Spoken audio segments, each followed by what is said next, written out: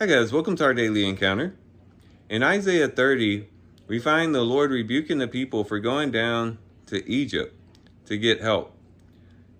Instead of going and seeking the Lord's counsel and desiring the Lord's will in the matter, they just go down to Egypt and want to somehow find help from them.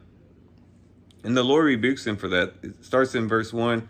Woe to the rebellious children, declares Yahweh, who execute counsel but not mine, and make an alliance but not of my spirit, in order to add sin to sin, who go down to Egypt but did not ask me, to find strength in the strong defense of Pharaoh, and to take refuge in the shadow of Egypt.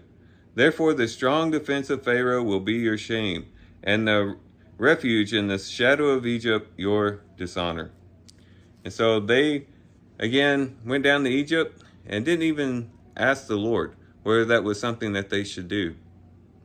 We'll find later with Jeremiah, they actually asked the Lord what he wants them to do, whether he wants them to go to Egypt or remain in the land after Babylon comes in and destroys Jerusalem. And the Lord tells them to stay in the land, and they still go to Egypt. So here, though, they're not even seeking God's counsel. And that was really the problem. Had the Lord told them, yes, go to Egypt, acquire some horses and chariots and things like that, build up your army, and then you can go out to battle. If the Lord had directed them, it would have been okay to go to Egypt. The problem was that they didn't even ask God's opinion or God's will in the situation. And I think this becomes pretty common in our own experience, or can become common in our own experience, because it's very easy for us in life to just go to Egypt, to really just be reactive to the situations that we find ourselves in. If we find ourselves in a situation, we just immediately come up with a solution, or we immediately go and find some help by other people or by some organization or something like that. And we don't even stop to pray and seek the Lord's guidance in the matter. And that can be something that shows that we trust in those other things that we seek help in more than we trust in the Lord. And we trust in our own ingenuity and problem-solving skills more than we do in the Lord.